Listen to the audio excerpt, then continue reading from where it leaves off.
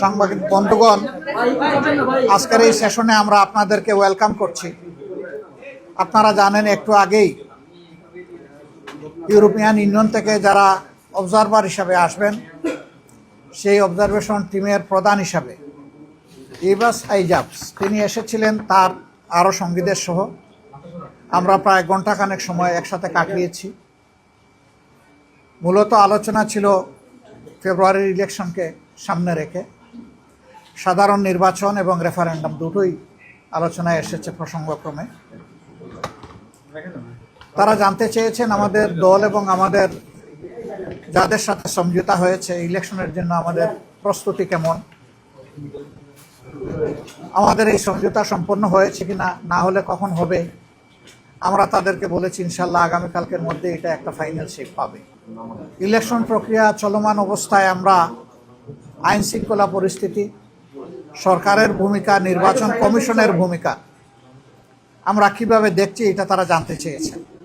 সকলের জন্য সমতল মাঠ তৈরিতে কোনো চ্যালেঞ্জ আছে কিনা, থাকলে সেগুলা কি।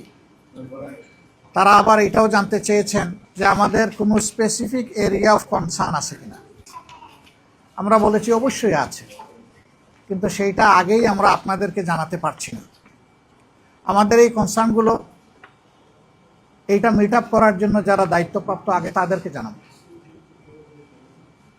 প্রধানত নির্বাচন কমিশন, এবং নির্বাচন কমিশনকে অর্থবহ সহযোগিতা দেওয়ার দায়িত্ব হচ্ছে সরকারের। আমরা এই দুই অথরিটিকে জানানোর পরে আমরা যদি সমাধান পেয়ে যাই, বাইরে কাউকে আমরা জানাবো না। কিন্তু যদি আমরা সমাধান না পাই, তাহলে আমরা এটাকে অবশ্যই জনগণের জানার অধিকার আছে, আমরা জানাবো, তখন আপনারাও জানবেন।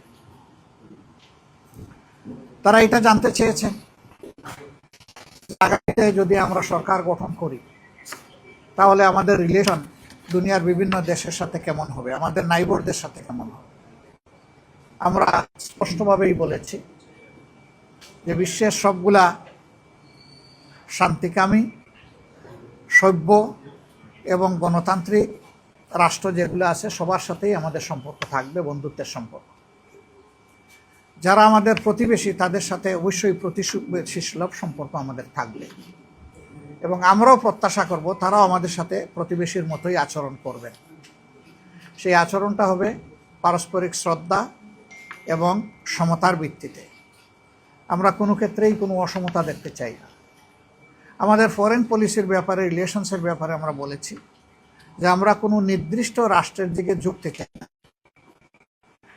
বরঞ্চ সারা বিশ্বের সাথে বন্ধুত্ব আর সমন্বয় রক্ষা করেই আমরা আমাদের দেশকে সামনে এগিয়ে নিতে চাই। তারা এটা জানতে চেয়েছেন সমাজের কোন সেকশন আমাদেরকে সাপোর্ট দিচ্ছে বেশি। আমরা বলছি কোনো আলাদা সেকশন না, সবাই দিচ্ছে। তবে যুবকরা বিশ্বাস করে তাদের অ্যাসপিরেশন ফুলফিল করার জন্য জামাত যদি কোনো কমিটমেন্ট দেয় সেটা জামাত রক্ষা করবে। এই বিশ্বাসের জায়গা থেকেই এ পর্যন্ত হয়ে যাওয়া গুরুত্বপূর্ণ পাবলিক বিশ্ববিদ্যালয়গুলোতে যে নির্বাচন হয়েছে এখানে তার রিফ্লেকশন হয়েছে। যুবশক্তির সেখানে রিফ্লেকশন দেখা গেছে। আমরা আমাদের মা বোনদের ব্যাপারে, তাদের সিকিউরিটির ব্যাপারে আমরা খুবই অ্যাটেন্টিভ, এবং আমরা বিশ্বাস করি যে মা বোনেরা আমাদেরকেই এবার প্রধানত চয়েস করবে। এর লক্ষণ আমরা ইতিমধ্যে দেখতে পাচ্ছি। আমাদের বোনদের, মায়েদের নির্বাচনী প্রচারণায় বিভিন্ন জায়গায় বাধা দেওয়া হচ্ছে, এমনকি হেজাব খুলে নেওয়ার ঘটনাও ঘটেছে। ঘোষণা দেওয়া হয়েছে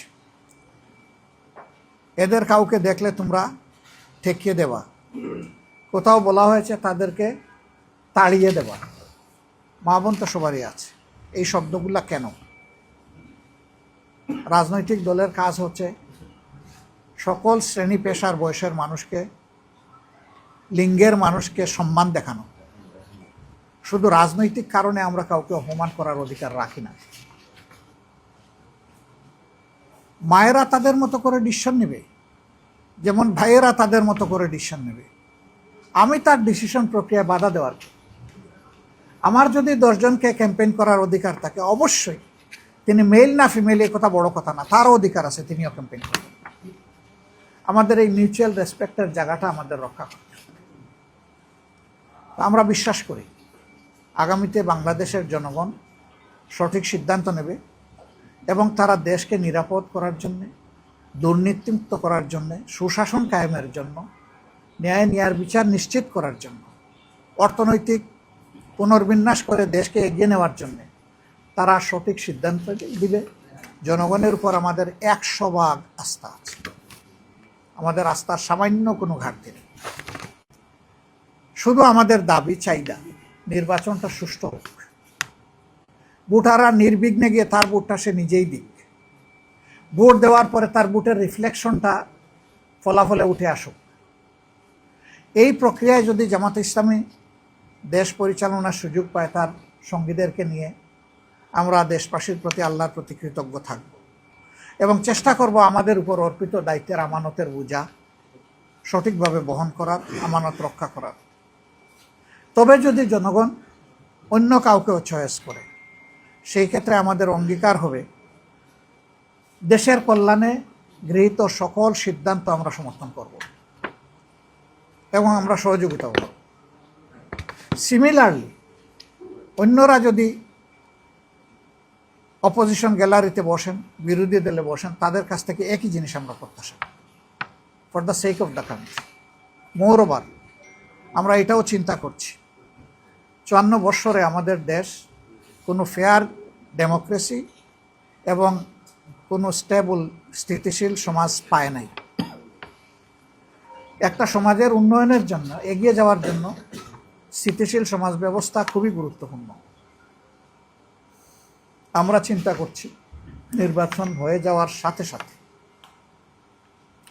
নির্বাচনে অংশগ্রহণকারী সকল দল এবং পক্ষ যদি আমরা খোলা মন নিয়ে একসাথে বসতে পারি যে আগামী 5টা বছর দেশের স্থিতিশীলতার জন্য আমরা সর্বোচ্চ কী করতে পারি,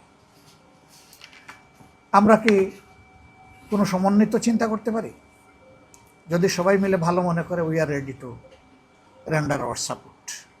এর অর্থ এটা নয় যে অন্য কেউ সরকারে চলে গেছে আর আমরা তাদের হয়ে কাজ করব, but we have some conditions.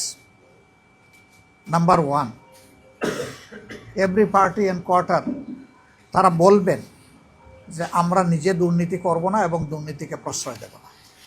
এটা আমাদের 1 নম্বর শর্ত। আমাদের 2 নম্বর শর্ত হবে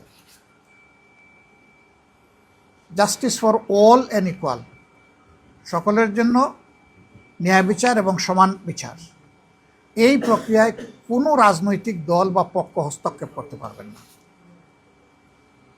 আমাদের বিচার বিভাগ পূর্ণ স্বাধীনতা তারা ভোগ করবে, তবে বিচার বিভাগেরও অ্যাকাউন্টেবিলিটির বা দায়বদ্ধতার জায়গা থাকবে, জবাবদিহিতার জায়গা থাকবে, সেটাও নিশ্চিত করা যাতে একটা চেক অ্যান্ড ব্যালেন্স মেনটেন হয়। আমাদের 3 নম্বর শর্ত, আমরা বিশ্বাস করি দেশের জনগণ 54 বছরের রাজনীতি দেখার পরে ডেফিনেটলি হতাশ। ওই রাজনীতির জনগণ আর দেখতে চায় না। ওই রাজনীতির একটা পরিবর্তন চায়, আর সেই পরিবর্তনের জন্যেই মাসের পর মাস জাতীয় ঐক্যমত্য পরিষদ বসেছে। অলমোস্ট সকল সেন্সিবল পলিটিক্যাল পার্টি সেখানে পার্টিসিপেট করেছেন, যারা এই নির্বাচনে অংশগ্রহণ করেছে। এখান থেকে যে রিকমেন্ডেশনগুলো উঠে এসেছে এগুলাকে ওন করতে হবে এবং কমিটমেন্ট করতে হবে যে ক্ষমতায় গেলে ওগুলো আমরা একসাথে বাস্তবায়ন করব। এই সংস্কার বাস্তবায়ন, ন্যায় বিচার নিশ্চিত এবং দুর্নীতি বিরোধী অবস্থান, এটা যদি পরিষ্কার হয় আমরা সকল জায়গায় সব ধরনের সহায়তা করার জন্য আমরা প্রস্তুত। আপনারা ভালো থাকবেন, আরও আপনাদের সাথে আমাদের অনেক কাজ হবে। আমরা চাই আপনাদের খোলা চোখ সজাগ থাকুক, কেউ যাতে আমাদের প্রত্যাশার এই নির্বাচন, এখানে উপস্থিত যারা আমি বিশ্বাস করি 80% আপনারা জীবনে একটা ভোট দিতে পারেন।